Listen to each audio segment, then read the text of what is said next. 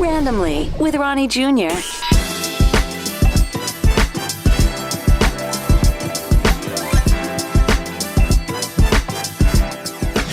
And welcome to the show. I am Ronnie Jr., randomly Ronnie Jr., with another random person to some degree, LYRIC Perez. How are you? Hi, I'm doing well. How are you?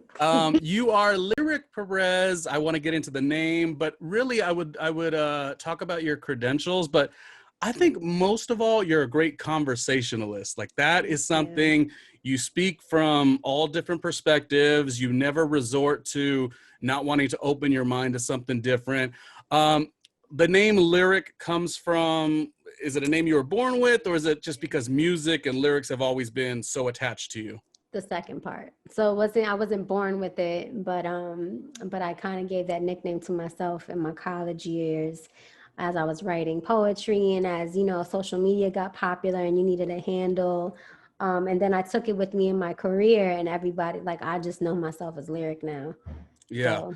So. I don't want to like resort to what you do in the entertainment industry, but if you could encapsulate it, what an executive producer, you've worked on shows, how do you describe what you do? So, I mean, overall, whether I'm executive producing or doing any other kind of producing or helping in a production, I produce television, film. I create ideas in the linear and digital space. For those who don't know the term linear means television. So I have experience for over 10 years now of working in reality TV, major feature films, independent films, webisodes, music videos, commercials, and then some. And now I've moved into music content a lot, and it seems to always come my way, which I'm so grateful for. I think I just manifested that because I grew up in music, but I kind of let it go because I was singing and I didn't want to be the artist. I wanted to be the songwriter. And now I'm back in a space where I'm also doing that. So yes, I'm pretty fulfilled. So I just produce, I create content creatively, and I help do things from pre-production to post. So whether that's creating budgets and then seeing through to a production, creating the workflows for it, and then helping bring it together to tell a certain story. I do all of that. And staying assertive while she does it. Talk about manifestation. So you really believe that you could manifest, maybe not all your dreams, but it is important to take the time to do that. A lot of people, I feel, are moving 100 miles a minute, and there's a lot of, you hear the conversation a lot, never not working, team no sleep, and there's just so much busyness. And I have found that in this chapter of my life, let's say, that I need to do things a little slower, more intentional. So when you say manifestation, it connects to me. Talk to me about the power of manifestation as you see it. We're magic, the way we've come here, the way we're floating in space. Like, this is all a magical occurrence that we might not really understand, but we do know a thing or two, and that is the power of our minds, the power. Some of us know the power of our minds, but the mind is the most powerful thing we have. And in a sense, like, God is the imagination, like between your temples is God. And I think that, over time, learning about quantum physics and learning about why miracles have been happening to me since I was young. Anything that I've wanted, no lie. Like, when I think about it, anything that I've ever wanted, I've seen happen. Like, if I really believed in it, it would happen for me. Like, from working at Bad Boy, like, I loved Bad Boy's music, Puff's music, and all the dances and everything. And then I ended up interning at Bad Boy when I turned like, how old was I? Like 21 or something like that, 22. And just, or when I was in Little League and I would see my team, I envisioned my team on the top to win the whole thing. And we ended up winning the whole thing. And like, just all of these little things that I wasn't really aware of how it was happening. Now we have reasons as to why and how things happen and how magical we actually are and how powerful the imagination is. And anything that I ever want, even from the couch in my apartment right now to the opportunities that's always presented themselves to me still to this day. That and I you know, like I've applied to this one job months ago, and I was very sure that somebody had, you know, taken it, but all of a sudden I noticed that I get an email from them like the other day. And I'm like, get the hell out of here. Like, I've been meditating about working in their office space, about helping them. And like, here they are in my email saying, hey, you know, I want to talk to you. I believe if you, because you said you have to like believe you have to like see it in your head. I believe a lot of times you think you're believing it, but there is a difference between the times you believe it and then the times you just say, oh, I want that, or I could see myself being in that situation. I think I've done that before. I think I've visualized some stuff before. I do think there's been times where I'm like, oh, this is going to happen. And I believed it so fully and it didn't happen. So I start to maybe discredit this concept. But I can tell you one time I was done with Vegas radio. I had just finished up this project. I had moved to Vegas, moved back to LA. And as I got back, I'm on the couch, just a schlub lyric, just eating all the Cheetos, right? But then on Fuse Television, they have a little sign, a little commercial that says, oh, you want to be a VJ on the network. Here's the contest. And I remember like, with all the gall, all the nerve, a word that you use all the time, all the audacity, I was like, oh, I'm gonna get that. And I really, the audition was in San Diego. I drove from LA to San Diego, and I just didn't see any other way but for me to get it. Now, I didn't win the whole competition, but it was a 20 episode series, and I was the first runner up rather, so second place. And in my mind, there was no other way but for me to be that person. I knew that was part of my journey. Now, here's where I feel like I've had a hindrance is when you stop believing, because this industry is a bit soul crushing at times. And I love talking to you because you always find a way to uplift the person's spirit. So there's been times where it worked out really well at a certain stage, but then as the stages go on, you get a lot of no's. And after a while, there is some second guessing going on. I know no one really likes to admit that, but I do think there's some second guessing. So I think it's important to talk and have these conversations to invest in your mental space that, yes, I can manifest this if it's what I truly want, 100%. And here's the key to manifestation. It's not only believing in it, like seeing it, like you can see it in your imagination, but you've got to feel into it too. So basically the heart and the mind have to align for your dream in order for it to manifest. And when you really feel like it's here already, there's times I'm like, God, I keep telling you that this is what I want, and I know I can manifest. Like I literally had this conversation about my couch. I'm just gonna bring up this couch thing because couches are expensive. Yeah. And in the pandemic and paying my rent, like I'm like, it's either the rent or the couch. Like which one, right? So like they say that you basically don't worry about the how it's gonna happen, and you really do have to be patient. And that's the thing is like if you believe that something is happening for you and you know that it's on the way, then you know that day in and day out. You're already, and you have to keep that there. No one can tell you this is what I think about you or your situation that can stop the universe from making it happen. And scientifically, you can create something with your imagination. Everything is a moving piece. This is all molecules and materials that hold this together. You know what I'm saying? From the phone to this lighter. So we manipulate molecules, we manipulate energy, and we create it to whatever we want, physically speaking. And then it can also destruct itself, so it becomes something and nothing at the same time. That's the same thing with my imagination. I can create my own feeling. We were talking earlier about music and what music does for us. I can hear a song and it can take me back into that time and I'll feel it all over again. Or even a scent can do that to you and it'll take you back to a time. So it's really important if you do believe something, and especially when it has to do with yourself and what you have to contribute to the world, that you don't let anybody shake that. You know what I'm saying? And that's really the key. This couch situation, I'm like, God, you know, I want to manifest the couch. I've been telling you I want to manifest the couch. Like, and then all of a sudden, like a couple months go by, and you know, like this old couch that I had just had all this energy. I didn't want it anymore. Like I felt that the energy didn't even want me. And so I'm looking at, I come back from New Jersey. I have a dream that my couch isn't here anymore. And I'm like, okay, I'm not mad at that. I didn't know why I had it. And 2 days later, I'm looking on IG stories and my girlfriend is selling her couch for $300. And then she's like, you need a couch? I'll give it to you for free.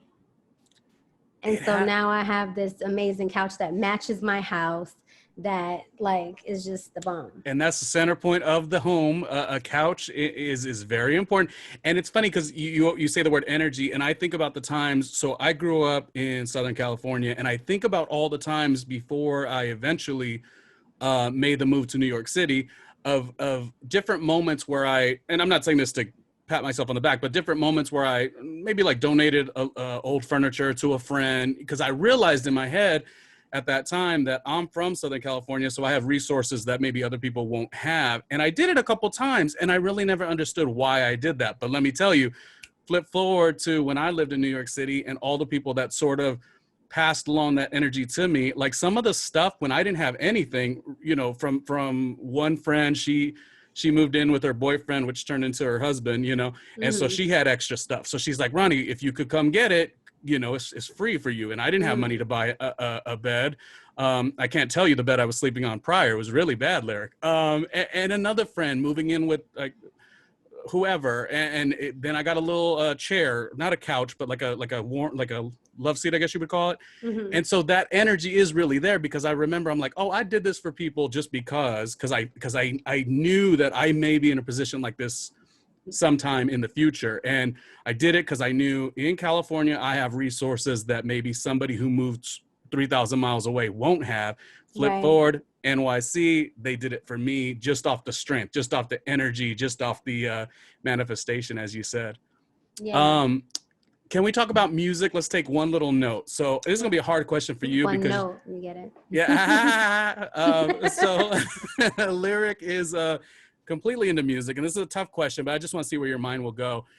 If you were on a deserted island and you got to keep one style of music, I think I know my answer. Just one. Yeah. Do you want me to go first? Just one style of music that you're allowed to have on this deserted island. You could have, you know, the range could be pretty deep, but it's only one style that you feel will connect you in a way. It would have to be hip hop, and R&B has to be in it. Oh, so you're changing the game? It has to be rap and R&B, and that's hip hop. Okay, all right. Yeah, it's you know what I'm saying? When you think about it, like, cause you know, I honestly can't. I'm a poet, so I can't do without either or. You know, we could spit it or we could sing it, but either way, I need both of those things. I really like lo-fi too. Lo-fi gets me through hit sheets and creative writing. So I'm not going to front on lo-fi, but hip hop, you know, and I don't mean there's all genres in hip hop now, but like, you know, I was born in '85, so I grew up off of like, you know, poetry that spoke to my self-esteem. You know, I had thick thighs. They would talk about thick thighs, so I didn't feel bad. You know, like, you know, certain things that I relate to growing up and from New York. So it would have to be that. Okay. Yeah. I feel bad that I'm not going to choose that, even though It's in my okay. head, I figured you was going to pick rock. Are you going to pick rock? Say what now? No, I'll tell What you. you like? Let me say it. Let me say it. So okay. As much as what you said just connected to me, I'm like, oh my God, I would love to hear like a total Biggie song it really transforms me to, you know, God, in the mid 90s, I was around 14, 15 years old. So it just transforms me to being like this young person, knowing like, oh my God, what's life going to be like when I'm 18, 19, 20. So that's what that music does for me when I hear a record, you know, from Total or, you know, God, anything could be SWV. I'm sticking on the R&B, H-Town even. Knocking the boots. It's even you saying records. It shows our age. It's a different connection. Okay, so I feel like I had a strong answer, but I'm not gonna waver on it. For some reason, new wave 80s music will always connect me. Now, that's not to say 80s music in general. It's just new wave. the European influence, I suppose, just the way it was very Really, you're happy. Latin, you don't like your drums? Do I like what? Your drums? Like Yeah. This was not a easy question. I'm just saying you could only take one. And I guess there's the psychology behind it. Why would I choose the 80s new wave? There was something about it. I think it was the music videos by the performers were so not necessarily raw, but like raw with their look. You know what I mean? They, you know, you had the Boy George, you had just, you know, Flock of Seagulls, you had Pet Shop Boys. Like you had these artists who did these music videos and their image was as everything as the music. So the music itself, maybe not only, but although I love it, it was just also like how the brand of it all. Yeah, it's how they represented themselves, and it seemed fun too. And I was an 80s baby, so I was like, oh my God, when I get older, brought you like to a good time. Yeah, it did. It's a tough question because yeah, I can't think of my life without listening to good R&B music of the day.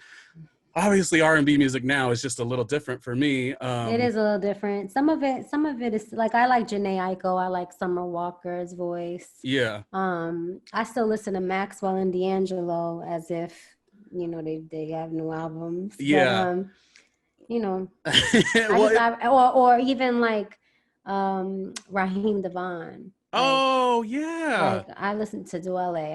Today I was listening to this beautiful song. Whoever's listening to this podcast or watching this, Millions of people are checking it out. That's right. Come on. Whoever millions. Visions by Music Soul Child, which is a cover of a Stevie Wonder song. It just always gets me in my feels. Always. Ooh. Like it's such a beautiful, you should listen to that song when we hang up. Like it's always like, oh, like this song, like I love a good cover. A throwaway cover might leave me you frustrated. Can't don't do a cover, don't publish it if you know it's not good. God. Weezer, now you spoke to Rock a second ago. Weezer did a cover of Toto's Africa, and it was just such a throwaway, in my opinion. I was like, oh, it felt like a throwaway. It felt like we're going to get the credit of the great song, but we're not going to necessarily put in, especially that big drum pattern that kicks in. So yeah, it has to be connected. I got to interview Music Soul Child a couple years ago, and that was incredibly fun. About 2 years ago. He lost his voice though. Oh well, I mean, he was still a nice guy. When I seen him live.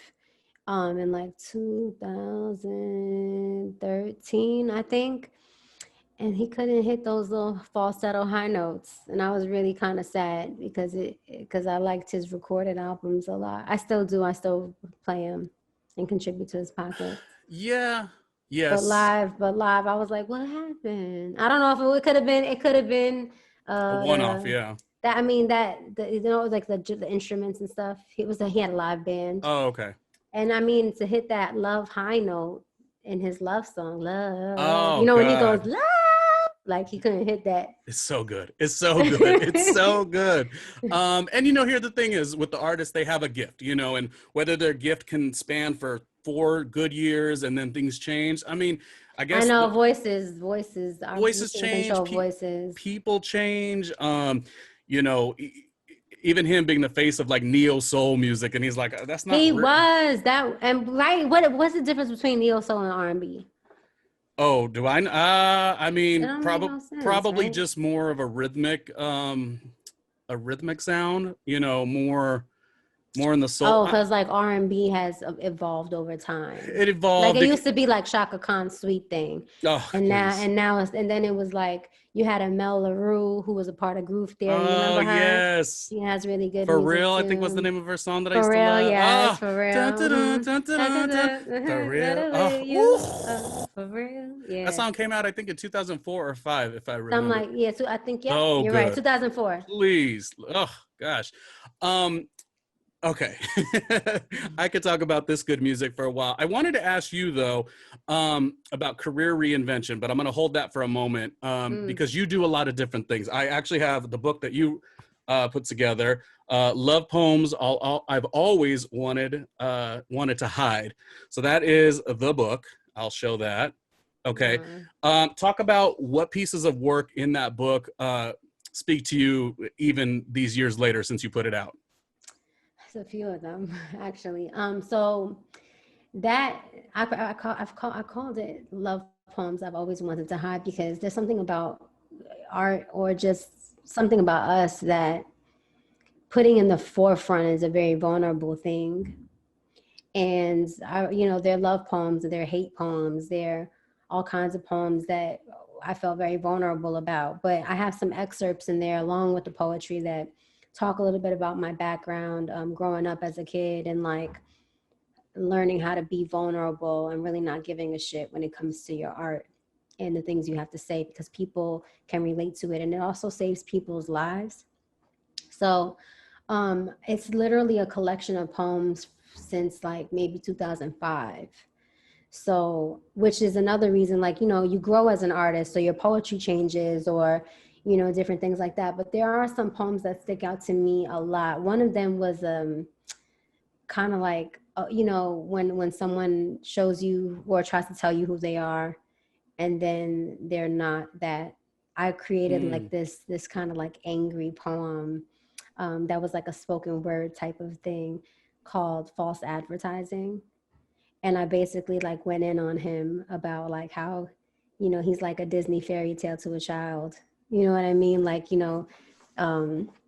just all kinds of metaphors that I created about him that I thought was really good. And then I have really nice love poems too that resonate with me, and I think is really sweet, or like haikus. And even to be honest, there's some poems in there that are just like two-liners that like something like it's called Scar or something, and then it's like, you can never cut me that deep. Like those kind of little punch quotes in there are like my favorite thing. It kind of reminds me of Saul Williams. He has this book called the square root of he, and it's called She, and it's like sometimes he has square like root of he. Oh, I like yeah, that. it's like I have it on my bookshelf, but he basically has something called like he has these quick poems where he was like, we live in the same house, but it was us who had a long distance relationship.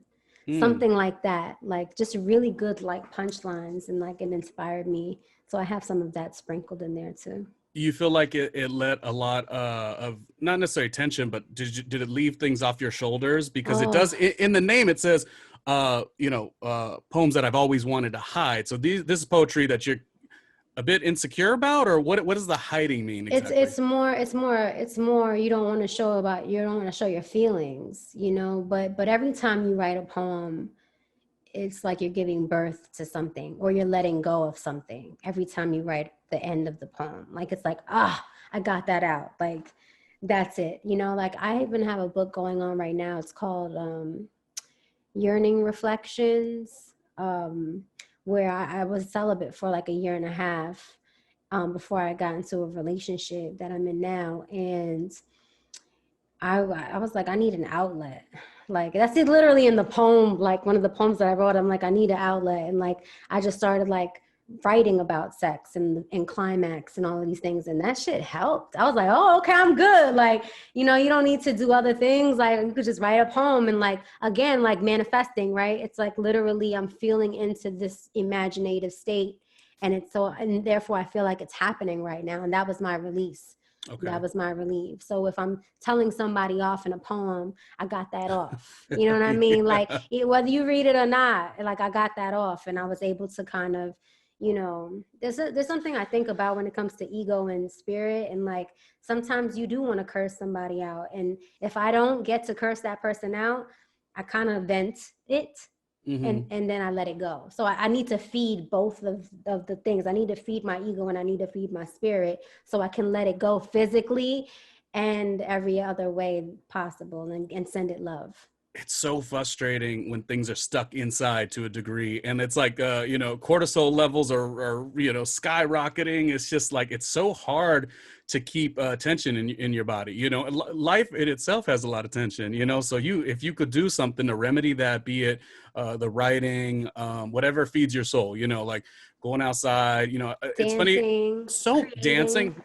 Dancing to disco music, let's say. Sometimes, in the room, I throw on the little YouTube, and I know that you, Lyric, when you see me, Ronnie, you don't see me as wiggling, but you know, I might. No, but I don't know. I dance all the time. Dancing is my favorite thing. I love dancing in the living room to whatever I want, and no Yeah. one's there to judge me about it. I want to talk about career reinvention, and the reason I'll bring this up is because I know that you had a couple different angles in, like you started really pursuing music. The reason our interview is going to be interesting is because I've already done a segment, just a show note. I've already done a segment on Lyric Perez on American Latino TV. So I will tell you that I know a lot. So this is just another way to learn more. But I do want to talk about what we've talked about before through the interview. If you want to check that out, American Latino TV, Lyric Perez, look it up on YouTube. It's also on all my channels. So it's very good. And I just wanted to have you explain your hunger for what part of the industry, and if you hit some roadblocks, and how you reinvented yourself and how you pivoted based on your original love of music, and then now you're, you know, more so on the production side. Talk about that a little bit. So I've been writing poetry since I was 13, singing also since I was a kid, learned the piano, all kinds of, I was very musically inclined. And I dropped out of high school. I was raised by a single parent. You know, she would work a lot. Like I didn't have like the easiest upbringing, so I didn't set in tradition. And I had to figure out like what I was gonna do to make money at the same time pursue my dreams.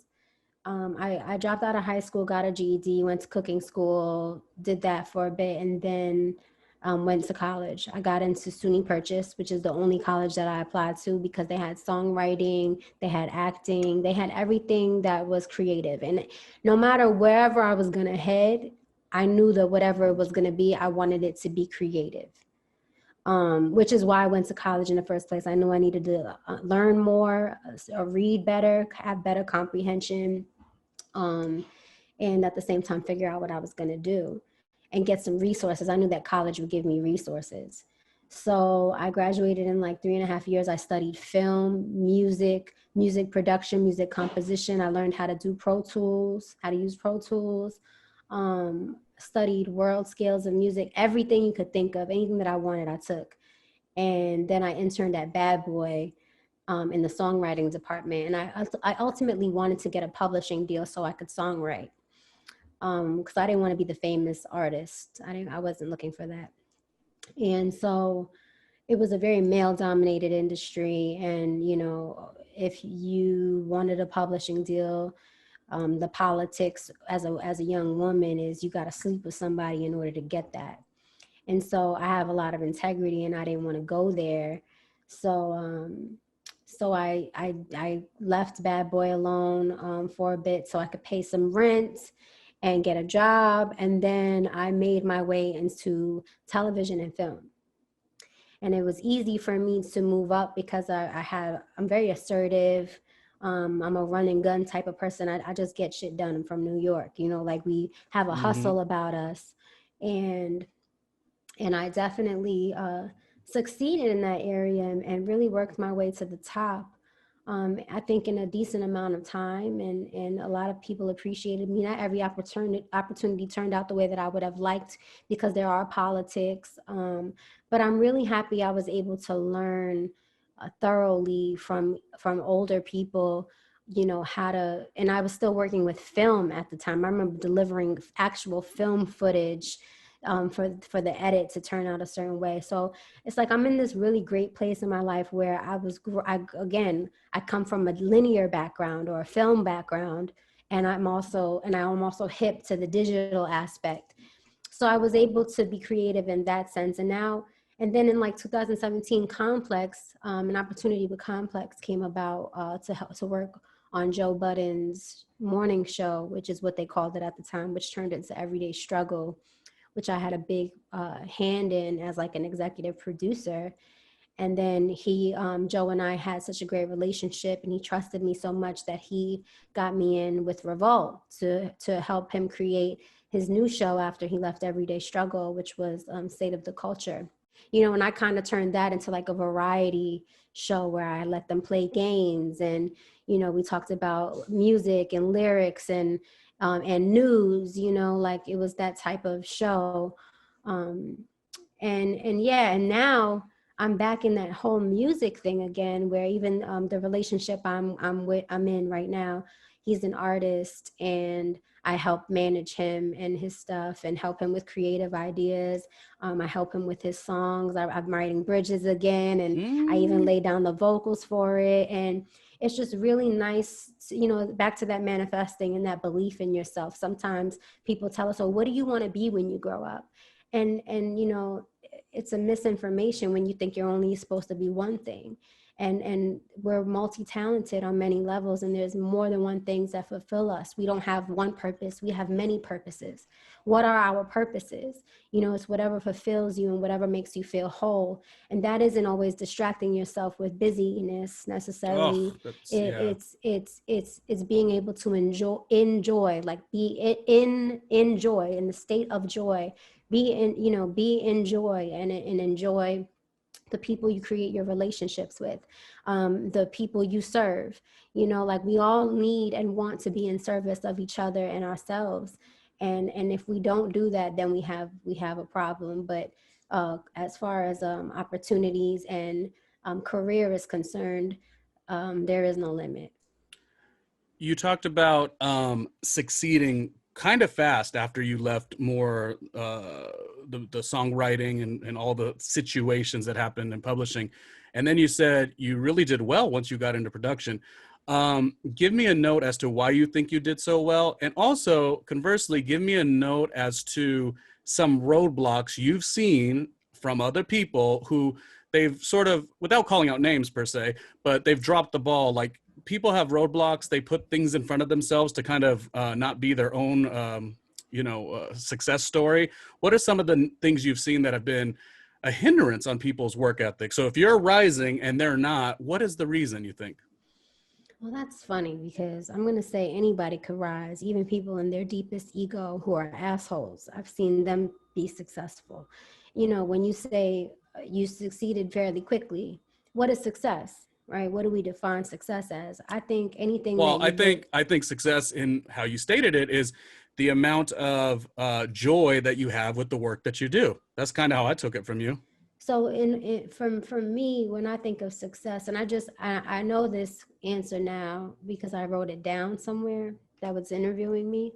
It's like, how do you define success? Success to me is having an idea and not being afraid to execute it. Whether you fail or not, you are a success because you did it. So anytime we do something, we are succeeding. Period. You are successful with your podcast. You're creating it. You're consistent with it. No matter how many eyes are looking at it or who's investing in you, you're investing in you. And that alone is a success. So, there were times that were, there's ebbs and flows in life. And I think me being humble and not in my ego and not trying to step on toes and not throwing people under the bus and really working as a team member to execute something by any means necessary, within reason, has gotten me far. Like, I know that when I hire somebody, I need to trust them and I need them to be reliable. Just like my friendships, it's like, what do I look for? I look for the same qualities in myself. I was able to move up from a production assistant to production management. Why? Because I handled things with so much grace and knowledge and I made it easy for people that people are like, do you coordinate? Like, what? Yes, I do coordinate. And here, and then I was out in Tennessee for a month, shooting a project and getting paid, the most I've got paid before. And I just put myself in positions and I wasn't afraid to put myself in those positions. And as well as other people weren't afraid to put me in those positions. And when that happens, then you show out and you do what you got to do. But the belief in myself and and the lack of fear is what helps us create success. And helps us believe that we are successful. She's like, I would say that. She's like, yes, I can do it. Now let's get busy. Like, there's kind of, because there's a lot of things that you're not going to really be fully fantastic at, but you still got to say, you know, you got to know your limitations, but yes, I could do the job. Now let's get busy. And I think that's a really good mindset to have. I would even say, don't think that you have a limit. You know, maybe there are no limitations. Maybe we're not going to be experts at something the first time we do it, but we're in a position to learn how to do it. And we only learn how to do it by practicing it. You know, like whether it comes to lighting your space or whether it comes to what questions you want to use in an interview or how you want to tell stories, like all of it is just practice. Like, you know, how many books can I publish before I finally figure out the best ways to publish the book, or the, you know, or the rollout to put, or, you know, I think we all exercise and practice before we can become masters at anything. And that part, I think we overlook a lot as humans. Like, we're not able to really enjoy the moment because we're always looking for the end result, whatever we think we want that to be. And we need to allow, or speaking of open minds, like we need to allow the universe to give us what we really wish, even when we're not aware that that's what we're wishing for, and to be open to that. I like that you made a point of like, it's always about getting better. I have a colleague of mine, good friend actually, who actually worked at American Latino TV with me. And at one point he left that job to go pursue World of Dance, the YouTube channel, which was more for the dance competition events, not when it came to TV. This was before.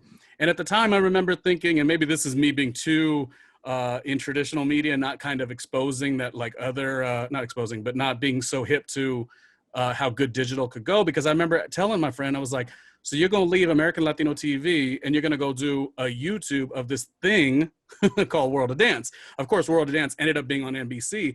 And he not only did it, like World of Dance has two entities. It has the NBC entity and it has its World of Dance, the competition itself, a travel enterprise. And what he would say when they build out that YouTube channel and they got quote unquote success, he would say that him and his colleagues, they always made one point, is just to constantly get better. So it's like, no matter what you were doing, it's like, can I get a little bit better for the next time? If this is a hindrance and I'm maybe making a slight error here, let me knock that out and knock out the next one and the next one. And that's been a really good lesson that I try to, you know, when I get hard on myself, I'm like, okay, well, did you advance somewhere in this pursuit? And that's a really cool thing. Just because I want to hear from you, when I talked about like people getting in their own way, and have you seen things that people have done in this pursuit of production that have kind of caused them a problem that they're maybe not hip to, like they've been in their own way? Is there anything you could explain? This industry is not for everybody. If you're intimidated, if you don't believe, if you don't have thick skin, if you're not ready to be a problem solver, like there's nothing, when it comes to production, my job is like a firefighter, because I put out a lot of fires, and like a magician, where you pull a rabbit out of a hat. If somebody says jump, you just say, all right, what's the measurement? And then you do it. You know what I'm saying? Not literally, but you know what I mean. I think that people, it's a skill set. You have to master. You have to know how to problem solve. You can't just be asking, how do I do this? Like, you got to figure out how can I make all of this go away, or all of this better? You know what I mean? And then figure it out. And that's really part of the job. But people lack professionalism. They let their personal life get in the way. They're not on time. They don't care. They don't give a shit. So in anything, you have to care, right? That's what we talk about manifestation, right? You have to feel it. You can't only just see it in your mind's eye. You have to feel into it. And anything that we care about, we take care of, right? We nurture it. We give life to it. And I think that as long as you care, you'll make sure that you're being responsible, and you have a responsibility to what you need to handle. You know, like the ability to respond to something. Like if you don't give a shit, or you have too much ego, or you care so much about yourself and not the whole thing as a whole, I think that can really mess some people up. Yeah, play your position, but also be excellent, mix it all together and be a joy to be around, and want to see the ultimate goal of a win, not necessarily the word success, but like you want to make Don't sure be that lazy, don't be comfortable. yeah. Like if you're dedicated to serving, then be about that service until it's time for you to serve yourself. Mm, mm, mm, mm. You I know, think and in a way you are serving yourself because everything that you do is an investment. So think about it. Like I think we trick ourselves into thinking that we're not significant. I think we trick ourselves into thinking that we cannot, or that we need certain things to make us feel better. Like you have to, mental health is important if you want to be excellent. that's why I've had a problem with the whole like team no sleep, never not working. I understand the ambition, but I think that a lot of people nowadays are having that mindset. And I don't feel like you have to be in a situation where you have to execute everything that you do properly. So if your team no sleep, that means you never How can you, slept. right? And how That can means you you didn't let your cells rejuvenate overnight or whatever your schedule is. And I think that's been something that has been such a big light bulb to me. Like sometimes I feel, if I'm being honest, I feel like I'm not moving as fast as other people. But then I'm like, well, no, I know what I want. I know where my intention is. I know what my product should look like and where it's going, let's say. But then it's hard because social media is, not saying that I get influenced by social media in any way, but you do every You do. You do 100%. And what you'll see somebody else and you're like, why does that person have that opportunity? And I don't. Let's talk about that. Why does this person have that opportunity and I don't have that opportunity? Or instead we're fucking flooded by some AI thing where we're like, oh, and now look at this. And it's taking us away from actually executing what we need to execute for ourselves. You know what I mean? Like we've become this place where it's like we all want to share information so freaking much that we're not even realizing that we have all the answers to what we need if we just sit there and have a brainstorming session with us and whoever is part of our team. Like I can come up with these answers. I don't have to keep getting these answers from everybody else. I don't have to do it the same way this person is doing it. There's ways and room for everybody in order to achieve. yes. Okay. Yeah. That's why a hack that I discovered is I just make sure the IG influence is nothing but hot bodies. So when I see the hot bodies lyric, it gets me hot and bothered. And then I'm like, oh, I got to get in shape. So that is Ronnie's hack. And I love that. Right. I mean, like I'm just being silly. we just essentially want to make sure that what we're watching or observing makes us feel good. So if there's ever any account that we need to mute or ever any feeling that we need to like work on, you know, we should work on that. And remember, comparison is the thief of joy.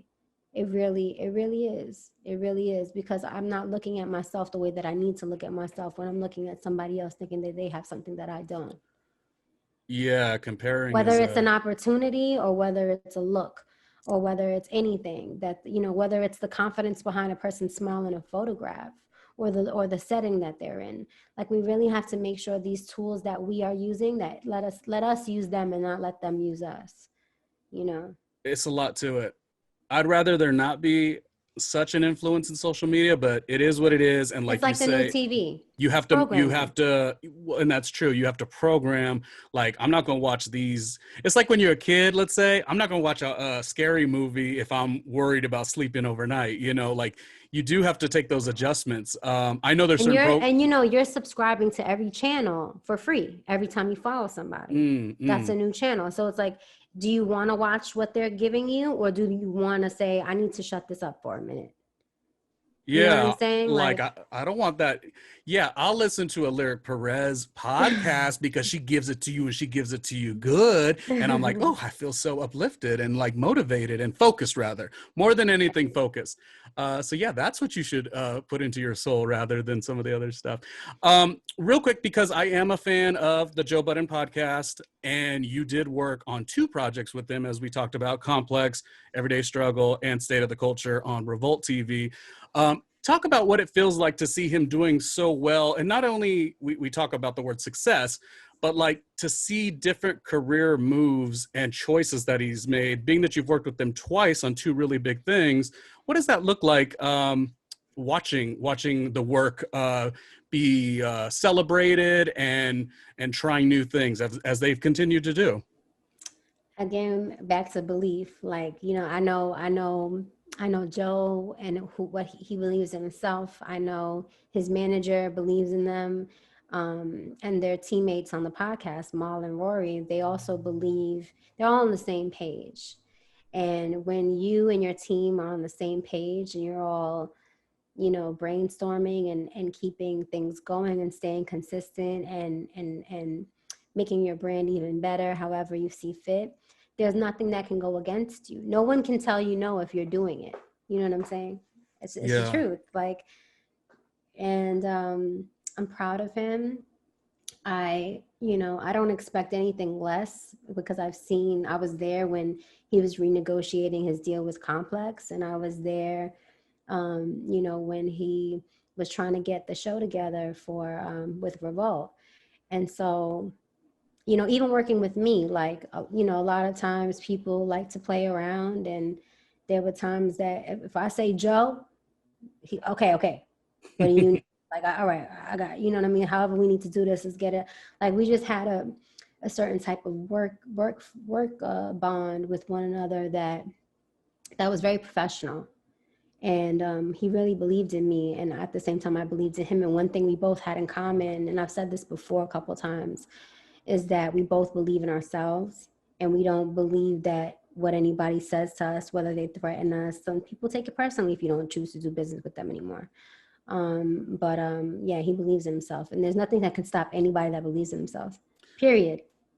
Yeah, and it's funny because his show does very well, the Joe Budden podcast, and they've tried different things, be it Spotify, Patreon, and like I'll sometimes watch some of the programming, and I'm like, oh my God, I was fed spiritually by it, because even though it's a different thing, like I'm starting off this project and they're doing quite well, and the money's different. I think what he does very well is he boosts like a creator's mindset. First of all, that's something that seems to be celebrated, and also like keeping that level of integrity. And I know that there's so many people doing the exact same thing, and they will rush to the front of the line, but they don't do it with integrity. And I think that's something that I have been fed from listening to their program. Mm-hmm. You know, it connects to me in that way. You know, it's like knowing your value, like integrity falls along with value. So if he thinks that he has a certain value and they're not receiving that for whatever reason, then he's going to do whatever he can, even if that's downgrading for a moment for the uprise and everything is an ebb and flow.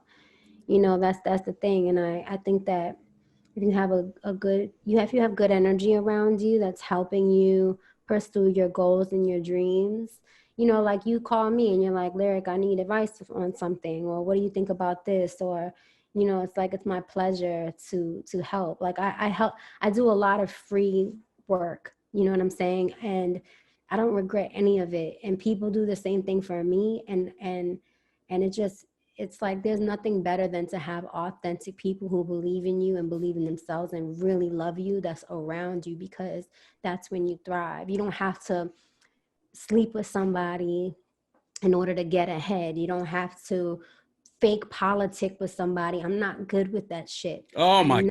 I am not cut out for that. I cannot fake the funk. I cannot pretend to hang out with you because you can potentially do something for me. Like, I cannot do that. So like, and it's fine, because you're rewarded at the end. You're always rewarded. You got to believe in yourself. You have to keep your spirituality intact. You need to have a relationship with the divine. And then when I say the divine, I mean not only God, the God that we believe in, but the angels and your spirit guides. Like, you need to know that you're being helped and that there's energy at work that's helping you and protecting you in this chaotic realm that we're in, and there's always, it hurts us, and we have such a hard time when we're dealing with this programming on social media and the like, because our psychological mind is always an attack from the government and everything. Like, you're not enough. You need to eat more of this. You need to do this. Like, I remember watching TV the other day for the first time, like regular cable, Pizza Hut, fucking chocolate bars, all this terrible fucking food. I'm like, this is what they're showing. Like, my stomach was hurting every image, every time. And I'm like, this is what they want to, and then like prescription drug commercials right after that. I'm like, this is fucking insane. Like, this is what we grew up watching. Yeah. And this is, you know, it's nice to unplug and reimagine. And So we don't get commercials that say, oh, you know, we don't get fitness commercials. We don't get the benefits. Oh, you'll get that though. Tybo, the Reebok Step. Like, I'm talking about my generation, you know, like the Reebok Step and all of like they love giving us the cures for, not the cures, but the temporary fixes to bigger issues and bigger problems. Well, so they don't want to cure you and prevent it and tell you what to really do. They want to feed you the disease so you can keep coming back for medicine in all ways, because that's consumer life. And in reality, Weight Watchers, all that shit.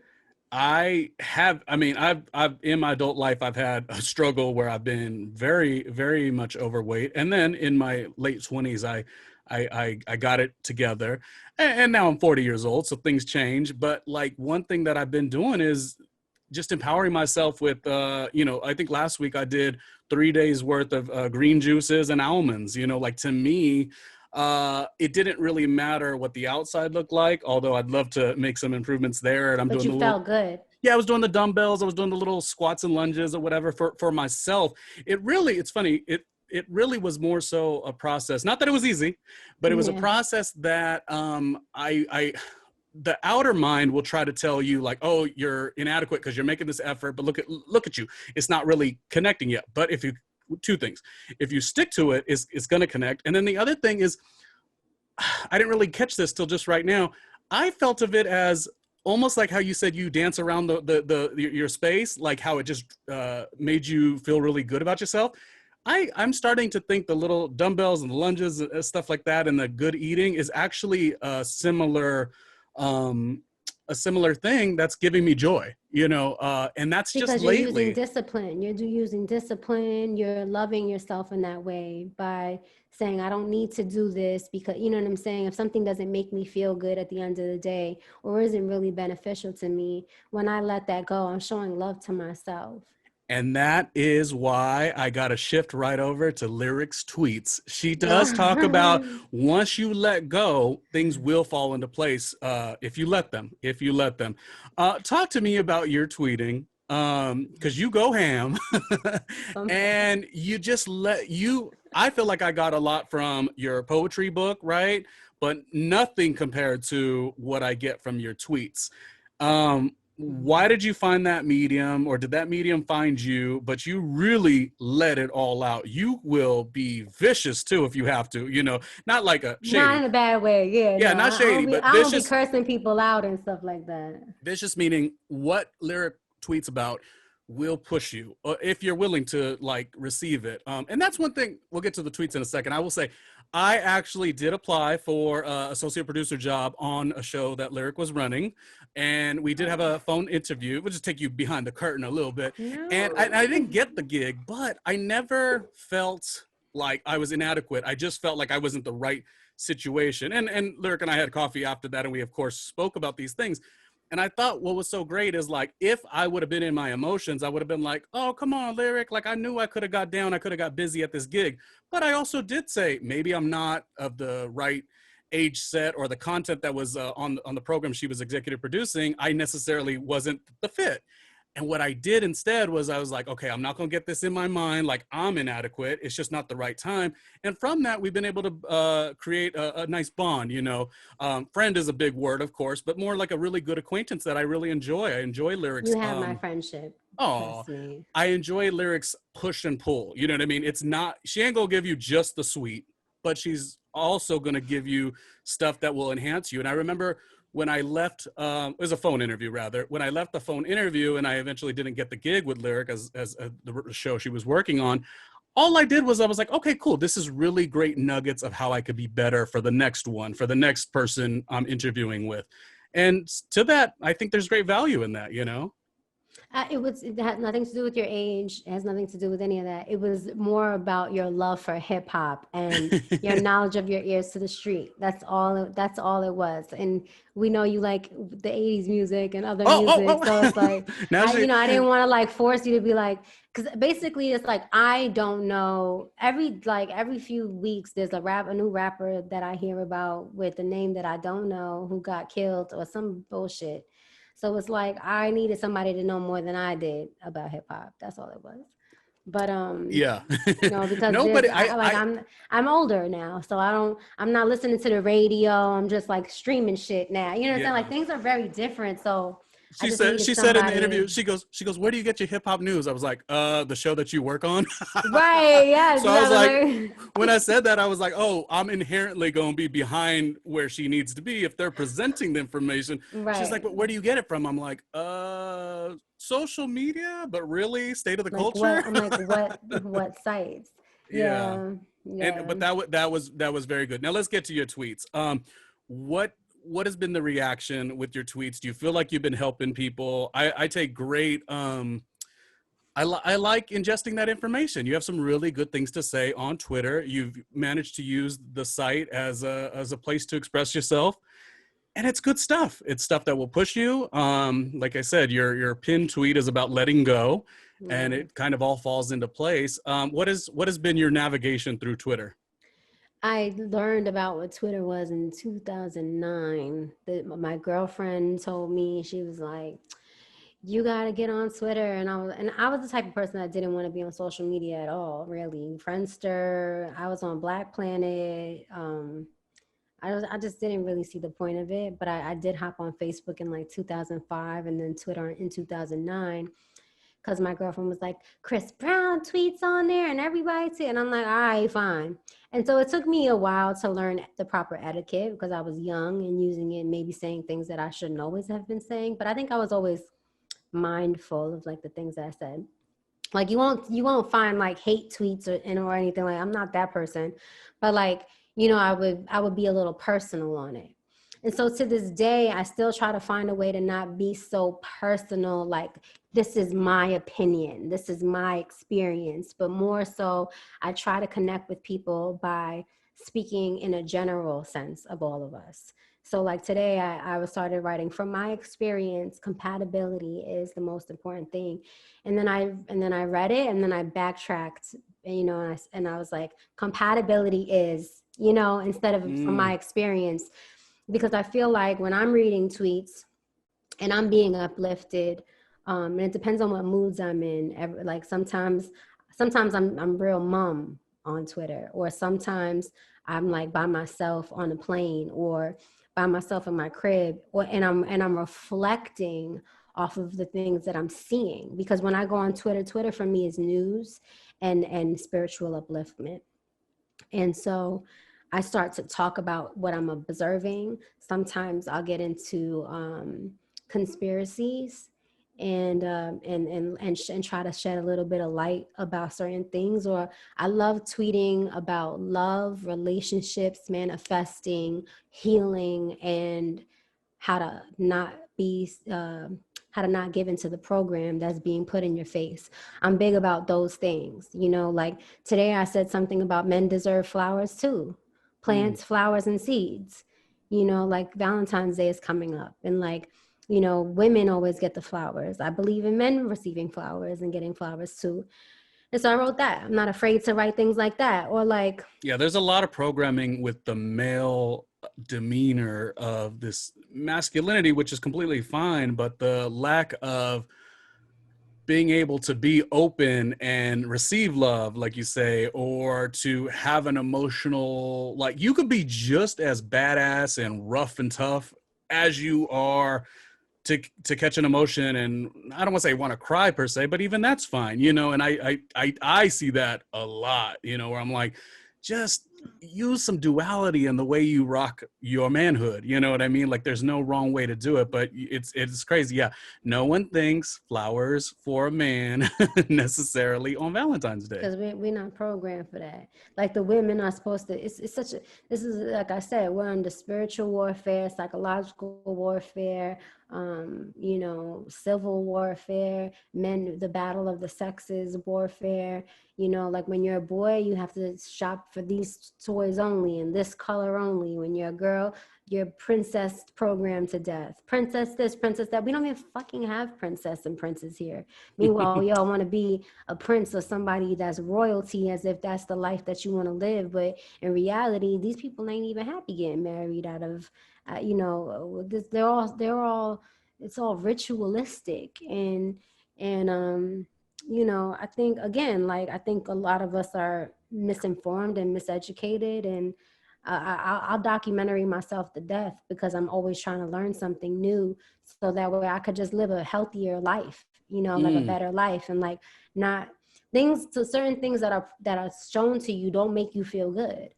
Like, or you believe the shit that you see. Oh, I gotta be treated like a princess. We call each other kings and queens. Like, you know what I mean? Like, as if that's the highest thing you can use in language to call somebody or consider somebody. But like, what kind of life is it to just please a woman to death and not have any love for yourself?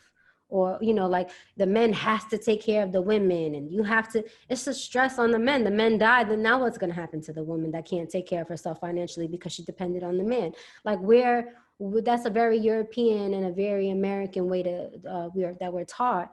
But, you know, the Native Americans, thank God for them, and seeing what their lifestyle was like.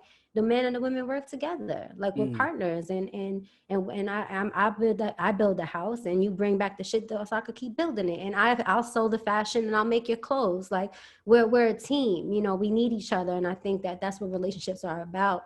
The healthy ones and the good ones is all kinds of relationship, platonic, romantic, you know, is that we have to make our lives easier for each other. That's what being in service is. That's why I tweet the way I tweet, because I want to be in service of you today and let go of what's ever on my mind. You might not know me in real life, but here goes a piece of my mind and what I might have just told somebody else, or what I'm reflecting today. Like, I can share with you my reflection.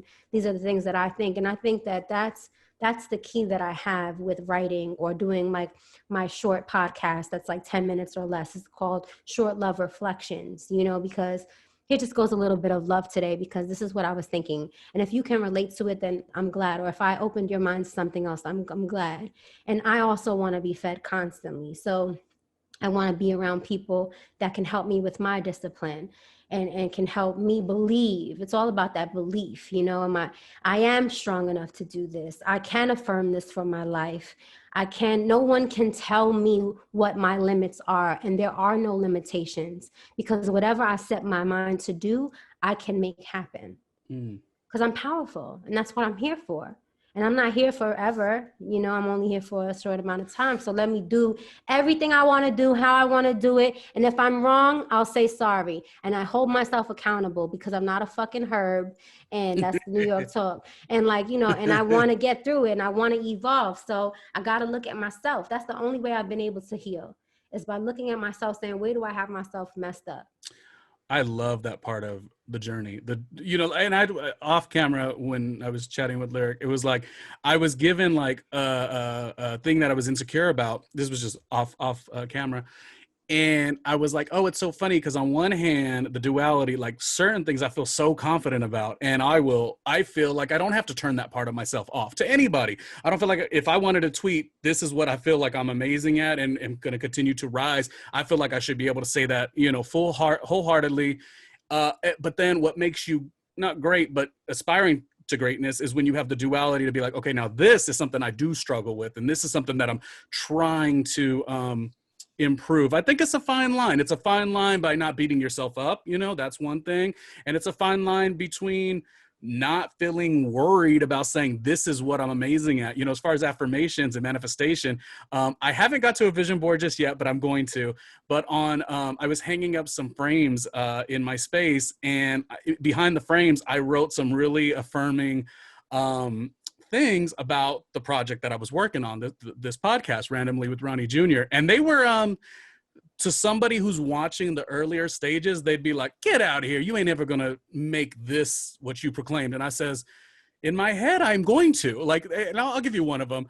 I really do see me having this podcast series grow into something that's so big where there's live shows if I want to, and or, where it becomes a space where people are like, oh, okay, cool. He really gets down with the interview style. Like that's what he likes. Like he's not doing that quick clickbait type stuff. Like, hey, Lyric, what did you think of Tiger King? So then it could go viral.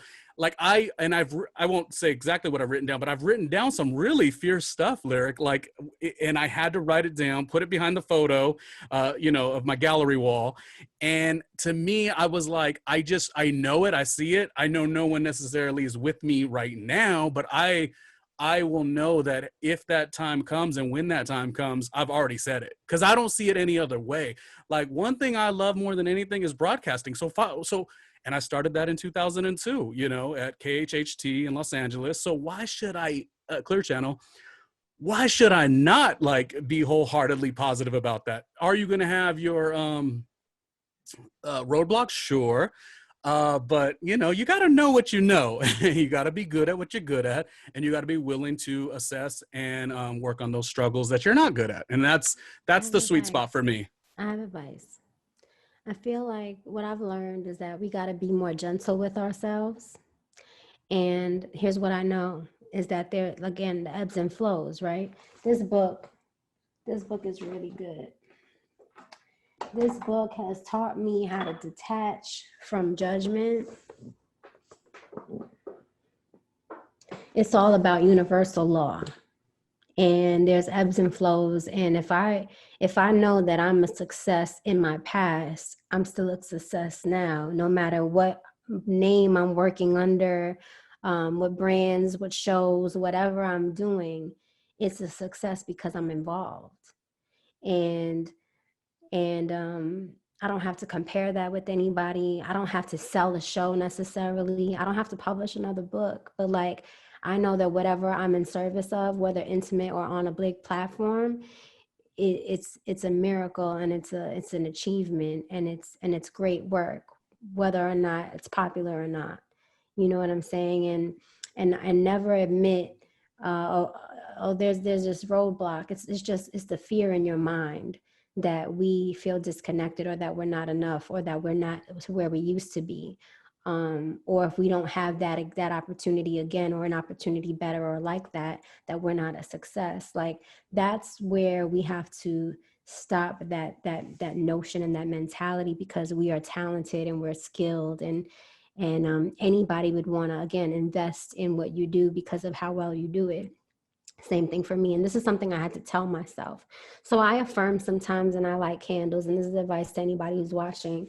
What helps us manifest and believe in ourselves is prayer, meditation, download Insight Timer. It's a free app. And affirm with people you love, affirm alone, and just repeat it. And you'll say things like, I am amazing, and people, opportunities find me. People want to work with me. I'm getting new guests that are amazing. They're coming to me. They're noticing who I am. And you're saying all of these things, and you're chanting it, and you're believing in it. And then all that pain and that fear goes away, because now we remind ourselves how successful we actually are and how amazing we are, no matter what the opportunities may have looked like financially, visibility wise. Like, we are a success, and we have to believe these things and remind ourselves. So we can just... That is such a good counter for, like you say, the programming we receive each and every day on the flip side. You gotta do the opposite. When you see people, let's say actors, are getting casted based on high social media engagement, which I understand there's a value in it, but also like if the girl can't act, she can't act, and the programming happens so much, and the people that are getting a chance to be television hosts, they're also high social media engagement, and then you lose sight of what you want to do. And so I think this counter of what you speak upon is very necessary. And I know that you also are into breath work. Can you explain a little bit what that is and its value? Breath work, we were talking earlier about how like energy gets trapped in our body. Like if we have a negative thought, we can feel it in our body. Sometimes we're not really paying attention to where we feel it in our body. It's kind of like having butterflies or feeling sick to your stomach when something that like somebody betrays you. Our minds reflect in our bodies. And when you do breath work, not only do you get to that place of meditation that you want to be, and that's in the hypnagogia stage, that stage between where you wake up and fall asleep.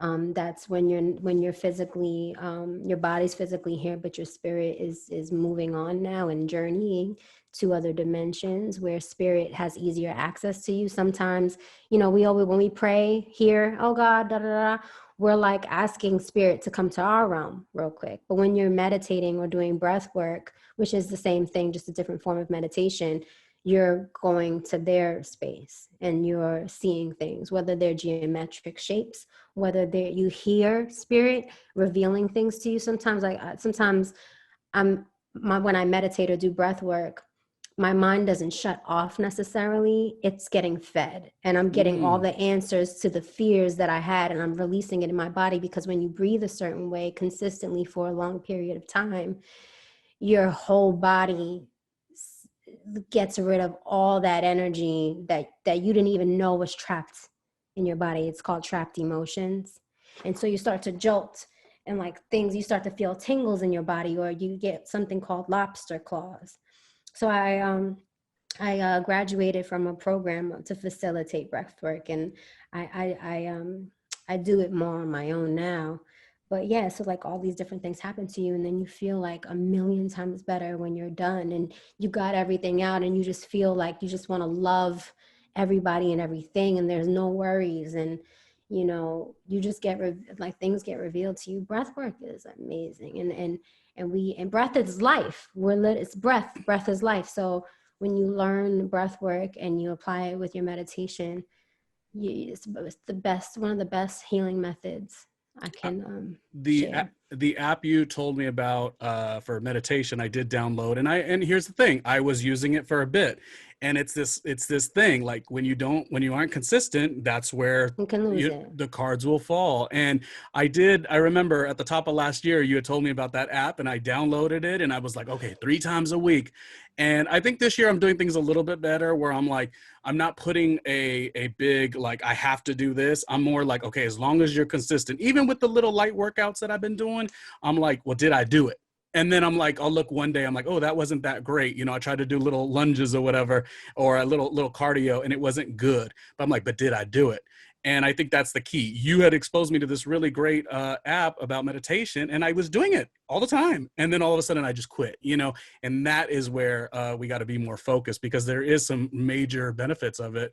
I think that all that stuff is so valuable, because even in the journey of weight loss, it's like, I know there'll be days where if I do good with the food intake, with the cardiovascular and weight training, but if I don't sleep well, or my cortisol levels are just like messed up, I suddenly won't see any progress, Right, you're not getting to the root of what makes you want to eat, and food is emotions. I've also, when I always go up and down with my weight too, so I relate and I understand, and I know that food is emotion, and like, so sometimes I could either lose a lot of weight if I'm stressed. I can't even eat. And then other times I can be afraid and want to eat a lot because it's all around me. Or sometimes it's hormonal for women. Like before we get our period, we want to just eat Hostess cupcakes out of nowhere and shit like that. I'm like, why do I want this? Like, it's like, it's a comfort thing for us. So it's like, if we're not releasing the energy that's trapped in our bodies, we're going to want to try to get it away. So whether that's with food, whether that's this is what addictions are, like sex addiction, retail addiction, like anything that we want to, we're basically distracting ourselves. I distract myself all the time. I'm not going to sit here and say, oh, I'm so great. I know. No. If I have to make a freaking pitch deck and I know I'm like, this is some tedious shit or I'm writing a treatment for a music video, I'll go to my phone real quick. I'll do this, I'll do that. What's easier? It's like productivity. And that's just how the brain works and how we work and what we think is a challenge or what we know is easy. So that's why affirming and saying aloud is important. Juicing will help curb the cravings for whatever junk food we like to eat or whatever. So like that, you're right, that consistency of I've done something, regardless of you don't have to judge the outcome. You might not even see it yet, but if you visualize in your mind before you see it, like when we manifest and you look at yourself in the mirror and you send love to your body instead of saying, look at you. And like that shit makes a difference. I would squeeze my little fat on my stomach every day and I'll be like, I love you and you are beautiful. And like, I need to stop being mean to you. And like, and my, like, even with period cramps, like, you know, when women, oh, we got our period, we did. Thank you, body, for giving me this opportunity to potentially have kids. You know, like I'll speak love into my body. I'll speak love to myself. And you realize when you do that and you're more gentle with yourself, you're automatically more loving and gentle to other people. You don't judge as much. So you don't have as much anger in your body. You know what I'm saying? Everything starts to change. That's why they talk about self-love. What is self-love? Self-love is all of these different things that I'm making sure that I'm not betraying myself. It's easy to feel tacky about someone else when you feel tacky inside. Yes, yes. Now, because we're judging them like we judge ourselves. And another, I guess, pro tip here is like, we will do this on the outside for other people. We'll do it in such an affirming way. Like my little sister's on a really great fitness journey, but then if she has that time of the month, I feel sometimes, not always, you'll see like a discouragement within her. And I'll say, well, that's the hormones. Like, you've done really well this year. Like, I will be so, and I think we all do this, I will be so affirming, giving the affirmation to somebody to be like, hey, don't be so hard on yourself because A, B, and C. And then yet we don't do that unless we practice.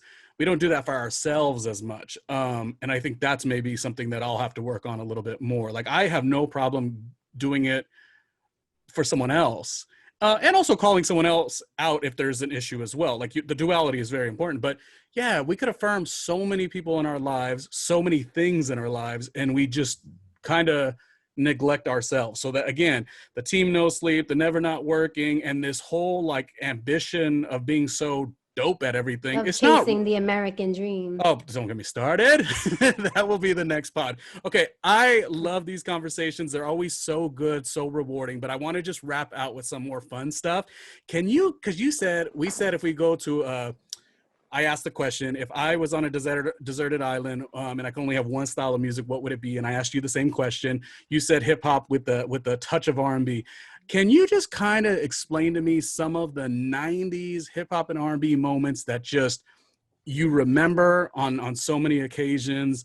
Like, when that song came out, it did this to me, because I was in high school, like I was class of 98 in high school. So some of the songs I remember, like Next, But Love was really big, Drew Hill, Sleeping in My Bed. I actually just put that CD on the other day, and when I tell you how it makes you feel, it's just so crazy.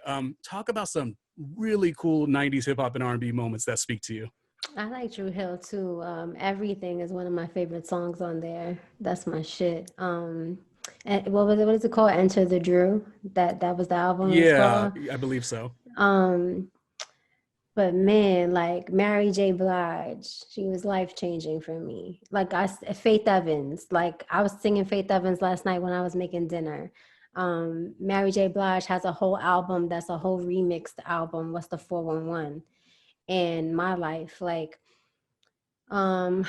some of the music, the programming messes you up because you think you kind of mistake what self-love is. I'm not gonna lie. But the music, they're like, I do anything for you, or like, Snow has that song Dying for Your Love. Like, I ain't dying for nobody's love, man. Like, relax. Like, you gotta love yourself. If I can't have you, yeah, please. Like, if I can't have you, love makes you live, not die. Like, there'll be somebody else.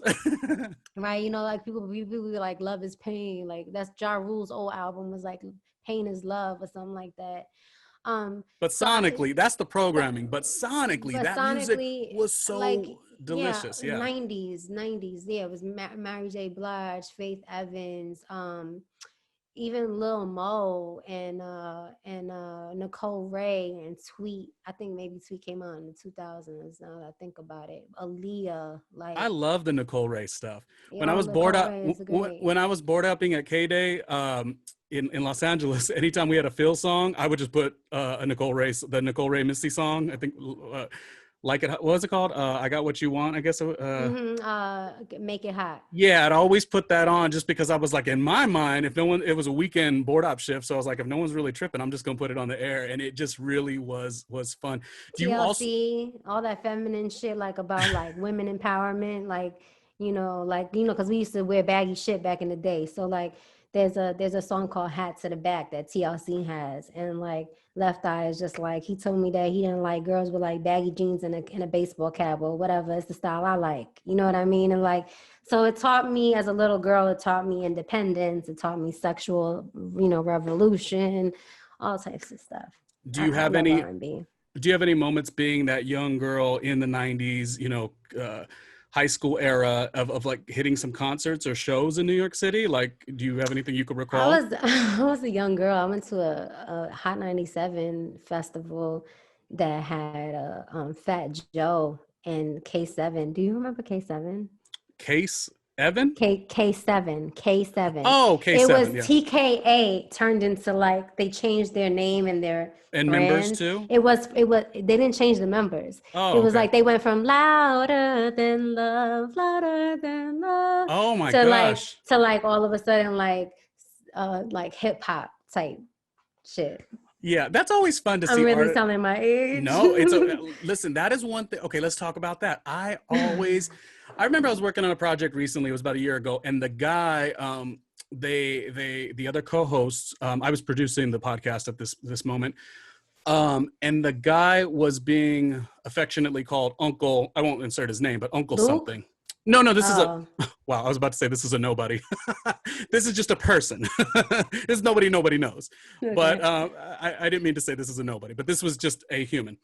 Anyways, everyone's like trying to build, these are newer, well, not newer hosts, but these are just hosts we don't know, right? Anyways, Mhm. I'm producing this podcast, and one of the guys, they affectionately started calling Uncle Blank. And then all of a sudden, when the mics were down, he would be like, oh, you guys, don't call me that, da da da da. And I remember his opinion of it. He wasn't mad or anything, but he wanted to sort of not be called that because it represents older. And in that moment, Oh, I wasn't 40 uncle. years old yet, but I was on that journey. And I says, you know what? The more we keep quiet about being dope as fuck with our age and who we are and all of our stuff, the worse off it is. So if I don't rock out and say I'm 40 years old and be proud of that, that means no other podcasters necessarily could do They're it. gonna feel Or comfortable. Like if you yeah, say, it's like setting a trend. Like, I'm not afraid to be myself, and then the other person's not afraid to be themselves or be a certain right, because it's your love no matter what. yeah. What are you gonna be? 40 is not even. Oh, I'm almost 40. It's- I'll be 40. I had a daydream. I know I'm Mhm. supposed to get off the call with you right now, but I had a daydream the other day, and Regis Philbin came into my spirit. I don't know why, how, or what.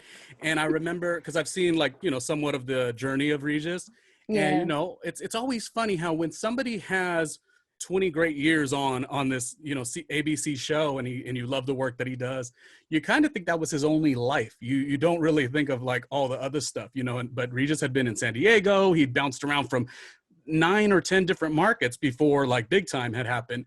And I said to myself, Ronnie Jr., maybe you could, like, right now, if I decide that 40 is all of it and it's over, well, then it will be over. But if I Right. decide that, though I had some really cool experiences, tons in radio, I've worked for several markets, Fuse TV, of course, I did the VJ search, the TLC network, I did a reality series episode. So I've like done stuff, but I'm like, if I just let that be, then we're done. However, if I create something and then I am led to the opportunity, because it is a dream of mine. I know a lot of people don't really like traditional media, but I still am very for it.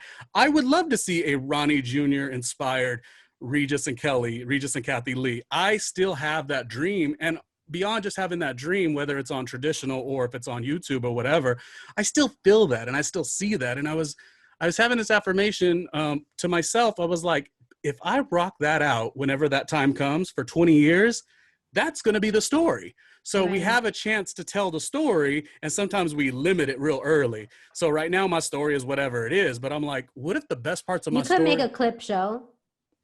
I think so. Yeah. You know what's dope? Go finish what you're gonna say. I don't know. Go ahead, finish. No, it was just perspective. Go ahead. Let's talk about that clip show. You know, like you were Let's put it in the talking universe. about, you were talking about,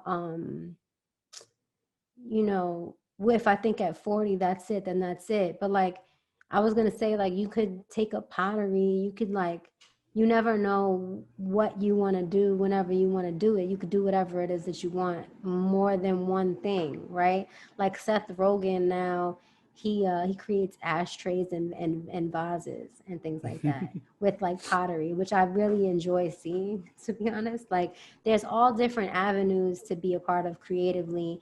And you can, now that we have our own independent spaces where we have channels that people can subscribe to, you can have your own, you can produce your own series and have a clip show. You know, like if you know all the right avenues to go about it, and like you can put it on IGTV, you can, you know, put some clips in TikTok. Like that, now you can literally, you have the freedom and the platforms to create all your own content. So it could even be more than just this podcast. You know what I really like? I'm sorry, I don't mean to, this is what I thought about. It's an independent thing. It's on YouTube. It's called Cinema Sins. And this guy, S-I-N-S? CINEMASINS, Cinema Sins. And he basically, every movie that be coming out, or like even old ones, he'll break down, these two guys work together. They'll break down all of the flaws and continuity and everything in the background that is a messed up. And they do like a countdown for it. And it's like 10-minute videos, sometimes 7 minutes, whatever. But they go through the whole film of like the stupid shit that happens. Yeah. And, you know, the movie shits that happen. And that's an independent idea that does really well. And you can profit and monetize off of these things. That's why I say, and I stress to you and I stress to myself and anybody that watches this, we cannot get caught up in other people's avenues or appearances for success. That we have to really stay creative, go to the drawing board, keep investing in ourselves, create our team, you know, who wants to be on board. Like if you believe in yourself, other people will believe in you too. And they'll want to be a part of what you're a part of. And it makes it easy. Like we got to be receptive to help. We have to be receptive to our own ideas and our own concepts. And we need to just execute the shit out of whatever it is that we want to do. And I think we have to open our mind to like what else is speaking to us. You know, one practice that I do is I try to turn my phone off for 3 hours a day. I mean, I have children, so I can do that. I understand people with kids can't. But I try, and this is not when I'm sleeping. This is just 3 hours out the day. Even if I'm working, even if I'm still like working or doing other stuff, I'm like, I don't want to be ingested with a TikTok notification. I don't really want to see anything for at least 3 hours. I started that one day and it just was like magic. It never went away. So I do try to do that. But beyond that, I think what you're talking about is like, we have to like look at all the stuff that we potentially could let in, you know. I was realizing one day, it does feel like a lot of times I'll go to YouTube to study podcasts and stuff like that, and Spotify and Apple and all these things. But then I find that a lot of times my inquisitive search has to do with things like plants or home decor or, you know, of course, this body, you know, heavy set to healthy thing that I'm working on, you know, has been a part of my life for a while. And, you know, it's funny, you go in linearly, like this is what I'm going to do, the pod, but there might be other things that make me great. I had a friend, and I've collaborated with him on a couple of projects, podcast projects, and he just booked a TV hosting gig. And I remember how thrilled he was about it. And he was like, oh, and that could be an offshoot to this, to this, to this, to this. And I remember saying he could totally do it because he had the rockin' body. He had, he had very inquisitive with home decor. Like he knows a lot of stuff and he represents himself as that way. And I'm still waiting for my chance to get there. And then I says, maybe I could do it from now. Maybe I could still be a lifestyle person while it isn't necessarily where I want it to be. I think that's a hindrance you put on yourself. And by the way, everyone loves to see growth. So if you proclaim it today, yeah, it may not be what you want, but it's going to get there. And that's just what it is. Do you remember, switching topics, last thing, do you remember your first CD you bought? Do you remember, I do. okay, who was your first CD? I think mine was um, TLC, as funny as you mentioned that. My first cassette, though, was Janet Jackson Control. I've had cassettes for a long time. I had Tupac, I had all that. But when I first got my Iowa stereo with a 3 CD changer, and I bought it myself. Actually, yeah, I'm trying to think. I had Akinelli, Oh, Evan no. Yeah. Perez. Oh, Queens, right? Yeah. Okay. Yeah, but you know who Akinelli is, right? Yeah, well, the Put in Your Mouth song was Yes, quite that's popular. right. I mean, we And listened to it in LA a lot also. so yeah, it was Akinelli, Octopus, and then it was Total, their second album, Kima Keisha Pam. Oh, is that the one with the blue background? They're wearing a Yes, white shirt and black, like leather yes, pants. yep. Boy, did I love them. When Pandora first became a thing, obviously it kind of went away to a degree. I would always put on Pandora Total. That would be like Really? that'd be like where I want to start. And with that, Pandora And it's will. crazy. They only came out with 2 albums, but they're so memorable. I like Puff signed some really good artists, like, and Yeah. with some really good music. Like to this day, like they're classic, like their voices together and everything. Yeah. But I had those 2 albums, and Sitting home waiting sitting for home waiting for you. And cool music. you remember the video with Yeah, Ed what's Lover. his Ed name? Ed Lover Lover was was in in it. the That's music right. He was video. the boyfriend. And he said, "Oh, you like something like when you're gone, or you got to have everything out of here, or Out of something. You're here. out of Yeah, here." he was kicking her out. And so she says, "Okay," and she took all the stuff. But that's right, and she had a party in there. They have some classic music videos. Like you said, they only had the two I albums. I swear I try to write treatments for the artists that I'm working with now that I'm in a relationship with. I try to write like throwback treatments for him too. Like, you do this, I have this idea. Like he always asks me for ideas and stuff. And like I miss when they had budgets, when like music videos had budgets, and when they actually did stuff or told the story. In the music videos. Some Oh people, some yeah, people, some people are invested in, but they're like high profile mega stars, and then they give like Danny Lay or, other people, which that Yellowbone song was really interesting that she came out with. But yeah, they give them like the lower end budgets and stuff. But you're right. Storytelling. What's wrong with the little storytelling? Even if it's minimal. Like I was just watching on YouTube the Foxy Brown and Total song, and it was a little bit of a story. I watched that yesterday. Stop it. That's Stop. what I put on yesterday. It's I so can't rock good. with you. That one. It's so yeah. I showed him that video because I wanted him. She had I the was big. like, I was trying to have an idea for him. He has this new single coming out called "Don't Worry," and I'm like, and he's spoiling his girl, and he doesn't worry because she's all about him. Like that's what it's about. Okay. And so I was like, maybe in the video at the end of every verse, like it looked like she's putting her phone down or something like that, like suspicious type shit. Yep. But in the end, it's like we're still making the video for it, but in the end she basically like surprises him with something really great. And so like Yeah, because that's what that video was. No more. Yeah, I can Thinking. Yeah, Because Foxy Brown in the video was like, oh, something is really going on, and you watch the whole. So it's little storytelling, but it's storytelling no less. You're right. Why don't music videos get that type of energy? It didn't have to. Some people like now it's a commercial. Like what Drake came out with that video, it was all a Nike commercial because they're being sponsored by Nike, and he just shows off his money. Like, things just kind of changed. Yeah. We'll have to explore that because there is a thing of like, well, how are we going to do the music video or even the song in general? Because how is it going to do on TikTok? For the longest, I never. You think people think like that? I don't know. I don't know or care because I'm not with the new stuff. I think for how I work in music is like we have the song and the sonic, the content.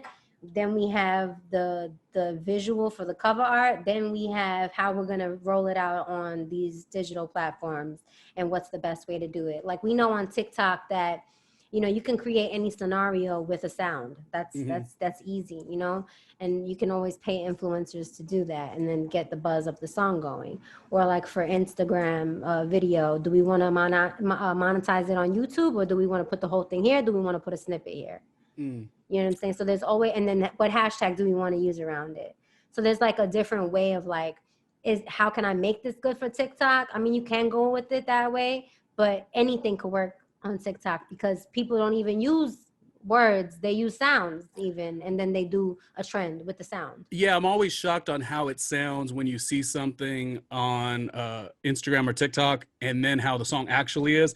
For the longest, I never fully listened to Some songs are that trash. Body Audie song by Megan Thee Yada, Stallion. yada, yada, yada, yada. And I remember being like, oh, it was much more amusing when it was like a little trend. clip. And then like hearing the whole song, like if it just comes on, it just doesn't sound as good, in my opinion. Right. So there's probably an influence in that. But yeah, you like it when artists can actually like fully say, this is the sonic representation. How are we going to put a video concept to it? And how do we work it on each platform? That's now we had, that's like the new music video, right? Is the trends and like people making the song interesting. That's like, it's like anytime I can hypnotize you and keep putting it in your face, guess what? Oh, it caught on. How many times we say that? I don't really like the song the first time I heard it, but it caught on to me and now it's catchy. And like, that's why hooks are like that. Like in songwriting and the business, they want you to make a catchy hook. You got to make it catchy. You got to be easy to sing along with. And like, that's true. It's all a way to grab you. Yeah. And I guess the thing is just to acknowledge it and kind of like talk about it. You know, I've done a lot of hating on the younger shit. You know, I've done that a little bit and I'm trying to kind of get away from that a Some smidge. of it is trash. But I do think that one thing is the pendulum will always swing. You have to remember that. The pendulum always goes one way. So if right now everything's fast and quick and clips, whatever, there is going to be a moment where there's going to be a great space where like people want more substance. So this is why you got to do what you do best. And if you can do both in one, that's the key. Oh yeah. Last words. Gosh, I just wasted all your afternoon. Not wasted your afternoon, but I'm thinking like I'm gonna talk to you for 20 minutes, and here we go, just having a pod. I think this type of shit is great, and I think whoever listens is in for a treat, and like a part of this kind of conversation. Like this, this could be Clubhouse, but it's not. It's your podcast. Yeah, and we'll get that check too. Hold on, that's what Ronnie Jr. is on his way back. Because it's still beta right now. I'm just saying, I'm getting all the checks. I've proclaimed it, and get all them checks. Oh, write yourself a check. Oh, okay, that's a good one. Yeah, I write like it. Write yourself a check. Burn Bailey's. I have like a little money altar over here. I like it. Yeah, your space has to be your sanctuary. Like that's 100%. Why that couch was so important for you to get, because it was like. See the couch? If we get a behind the scenes look for the YouTube views. I like the little gallery little wall doggy. too. Oh yeah, those are Instagram photos from my old Instagram. I like doing stuff like that. I like doing, I have a photo of one of my studio apartment in Harlem. Mm-hmm. And just like, it was like a day where the sun was glistening in. I was watching the Crystal Waters music video, 100% Pure Love. And so the music video was on. The apartment itself wasn't the most beautiful, but I like, you know how you get to that point where you've made a space for yourself. You've made like the sanctuary that makes you feel good, regardless of how your day is going to go, regardless of how situations with friends are going to go, etc. Like you have that like connection. So I took a photo of it one day and I printed it out on an 8x10 and was like, I want to frame it. And it didn't have to mean anything to nobody, but it meant something to me. So I like that you did that as well. Instagrammed some stuff. Yeah, it's like some things of my travels and like Morocco, St. Croix, New Orleans, Martha's Vineyard. It's like just beautiful moments that I captured that I was like, worthy of printing out and making. I love Pinterest. If you're into decor, I painted this too. Oh, that's nice. I like the colors. There's a lot of purple, or is that pink? Yeah, I put it's like a little purple pink. I like mixed colors with the together. dash of yellow. It almost looks like a sunset in a way. Not the. There is a sun. That's a sun, right? See? Oh, sorry, over there. That's a sun. And then like all of it is like spiritual energy, and there's a lot of gold leaf on it. I know you can't really see it here, but like it's just like pure energy that comes from above and below. Yeah. That's always around us all the time to protect us. And that's the key to progress in life, whether you're in the creative industry or you just work a 9-to-5. Like sometimes I think we have to be a perfectionist in whatever we do. Sometimes you just want to paint just to paint, like therapeutically. And so that I think is something to think about. I've been working on too, is like one day I just wanted to paint. Like I don't know nothing about it. I feel like I may have done it incorrectly, but it gave me something. And I was like, oh, I just want to do this. And lo and behold, I hung it up on the wall because it looked pretty good. I liked the color assemblage of blue, it worked out well. That brings it back to manifestation, is that, to be free in your work and not so strung out about the outcome or what things might appear to be. It's just really enjoying what you're doing. Yeah.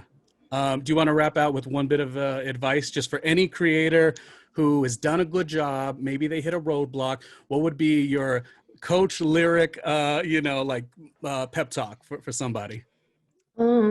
Remember that roadblocks are only roadblocks if we believe they're roadblocks, that the universe is always responding to you and how you feel about things, and what you want or what you curse or what you bless, and to always be a blessing to yourself, to remove those roadblocks in your mind, and to know that there's a time and a place for everything. And just the way that the earth works, where you have seeds that are planted and we get the fruit from the soil and the things that help us live, is the same way that we got to be with ourselves, and we got to plant the seeds, and we got to make sure that we're taking in good seeds that are planted in us, and just keep seeing those opportunities happen for you and allow them to happen for you.